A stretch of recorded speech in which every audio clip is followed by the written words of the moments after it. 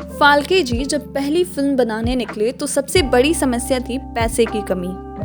कोई भी निवेश करने को तैयार नहीं था क्योंकि लोगों को यकीन नहीं था कि फिल्म बनकर सफल भी होगी। तब उनकी पत्नी सरस्वती फाल्के ने बिना एक पल सोचे अपने सारे गहने बेच दिए ताकि फिल्म के लिए पैसे मिल सके।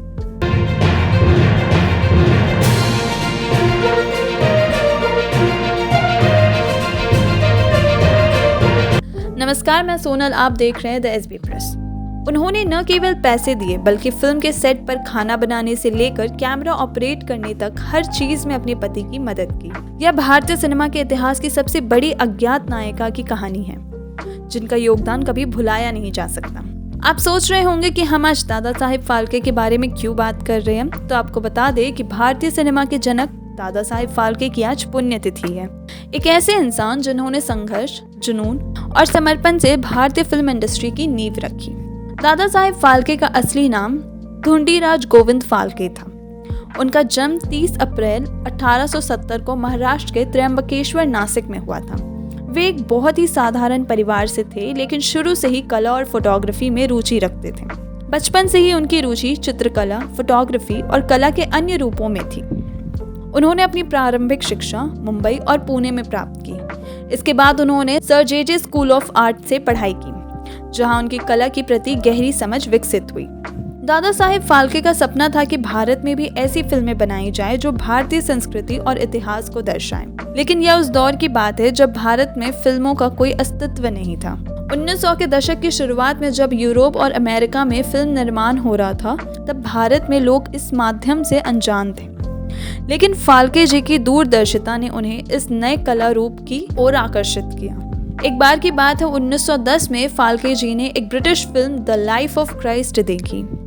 इस फिल्म में उनके मन को झकझोर दिया। उन्होंने सोचा, अगर विदेशी लोग अपने धर्म और संस्कृति पर फिल्म बना सकते हैं तो हम भारतीय क्यों नहीं। यह विचार उनके मन में घर कर गया और उन्होंने संकल्प लिया कि वे भारत में पहली स्वदेशी फिल्म बनाएंगे। लेकिन यह सफर आसान नहीं था। दादा साहेब फाल्के ने अपनी पहली फिल्म बनाने का निश्चय किया और इसके लिए उन्होंने एक ऐतिहासिक और धार्मिक विषय चुना, राजा हरिश्चंद्र। अब सबसे बड़ी समस्या थी संसाधनों की कमी। उनके लिए कोई फिल्म बनाने के लिए तैयार नहीं था। अभिनेताओं की कमी थी क्योंकि उस समय कोई भी फिल्म में काम करना नहीं चाहता था, खासकर महिलाएं। धन की समस्या भी थी।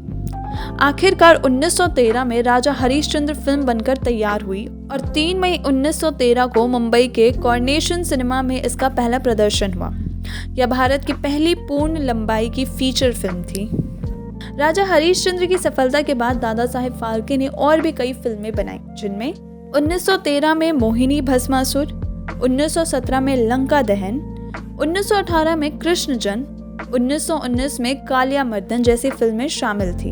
इन फिल्मों में भारतीय पौराणिक कथाओं को जीवंत किया गया और लोगों ने इन्हें हाथों हाथ लिया। फाल्के जी फिल्म बनाने में इतने समर्पित थे कि कई बार अपनी स्वास्थ्य की भी चिंता नहीं की। जब वे राजा हरिश्चंद्र बना रहे थे तब उन्हें कैमरे और फिल्म एडिटिंग की ज्यादा जानकारी नहीं थी, लेकिन फिल्म को एडिट करने के लिए लगातार कई दिनों तक बिना पलक झपकाए काम किया। इसका असर यह हुआ कि उनकी आंखों की रोशनी जाने लगी। फाल्के जी की फिल्मों ने भारतीय फिल्म उद्योग की नींव रखी। उनके बिना शायद भारतीय सिनेमा इतनी तेजी से विकसित नहीं हो पाता। लेकिन जैसे जैसे समय बीता, सिनेमा का परिदृश्य बदलने लगा। नए निर्माता और निर्देशक फिल्म निर्माण के क्षेत्र में आ गए। दादा साहेब फाल्के ने जब फिल्में बनाना शुरू की थी तब वह इस उद्योग में अकेले थे। लेकिन 1920 के दशक के अंत तक कई नए फिल्म निर्माता उभर चुके थे। 1927 में उन्होंने फिल्म इंडस्ट्री को अलविदा कह दिया और एक शांत जीवन बिताने का निर्णय लिया। जिन दादा साहेब फाल्के ने भारतीय फिल्म इंडस्ट्री की शुरुआत की, उन्हें जीवन के अंत में संघर्ष और गुमनामी झेलनी पड़ी। फाल्के जी को उनके ही बनाए गए उद्योग ने भुला दिया। उनके पास काम नहीं था, सम्मान नहीं था और आर्थिक तंगी भी थी। 1944 में वे पूरी तरह से गुमनामी के अंधेरे में जी रहे थे और फिर 16 फरवरी 1944 को उन्होंने नासिक में अपनी अंतिम सांस ली। दादा साहेब फाल्के भले ही इस दुनिया से चले गए, लेकिन उनका योगदान अमर है। भारतीय सिनेमा को उनकी सेवाओं का सम्मान देते हुए उनकी मृत्यु के 25 साल बाद 1969 में सबसे बड़ा फिल्म पुरस्कार शुरू किया, दादा साहेब फाल्के अवार्ड। यह पुरस्कार भारतीय सिनेमा के क्षेत्र में उत्कृष्ट योगदान देने वाले व्यक्तियों को दिया जाता है। यह हमारे देश का सबसे प्रतिष्ठित फिल्म पुरस्कार है।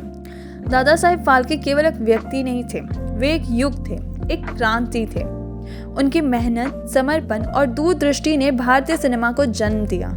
आज उनकी पुण्यतिथि पर हम उन्हें नमन करते हैं और इस महान आत्मा को श्रद्धांजलि अर्पित करते हैं। अगर आपको यह वीडियो पसंद आया हो तो इसे लाइक करें, शेयर करें और हमारे चैनल को सब्सक्राइब करना ना भूलें। धन्यवाद।